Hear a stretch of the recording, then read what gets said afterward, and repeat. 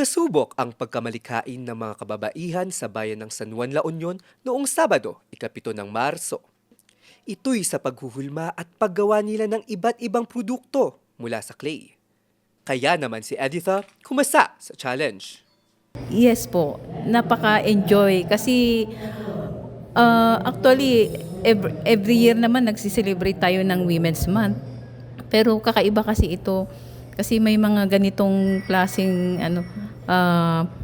experience na nung una lectures, iba't ibang klase ng lectures, then ito may workshop na na experience.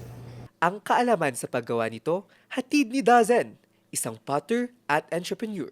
Nais nitong maisulong ang women empowerment, bagay na makikita sa bawat likhang obra. Para mabuo ito, kinakailangan ng tiyaga sa paghulma sa hugis. Malaki ang naitutulong especially nung after pandemic. Kasi 'di ba nung during pandemic ang daming na-realize yung mga kababayan natin, especially yung distress, kung paano pampakalma, pampa-distress. So mas naging epektibo, mas naging na-appreciate nila yung activity. Ang aktibidad, parte ng Women and Beyond Workshop Series ng Puerto de San Juan Beach Resort and Residences.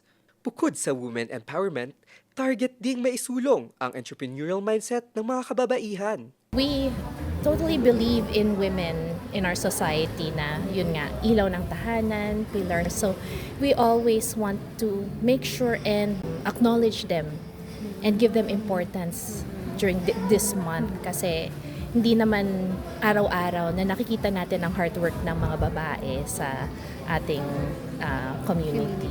Ma-encourage man sila sa pamamagitan ng pottery nga huwag kayong mag-alala na pag sinabi nating pottery ay pasulang ang pwede nyong gawin dito. Anything na pwede, kahit mga maliliit na pang-accessories or pang mga giveaways or mga pang-token ay pwedeng magawa. Pero, pinakamahalagang mensahe sa aktibidad na ito ang pagmamahal sa sarili.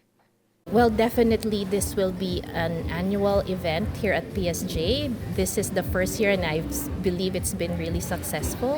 So we will continue on and, you know, not just for PSJ but also to the community.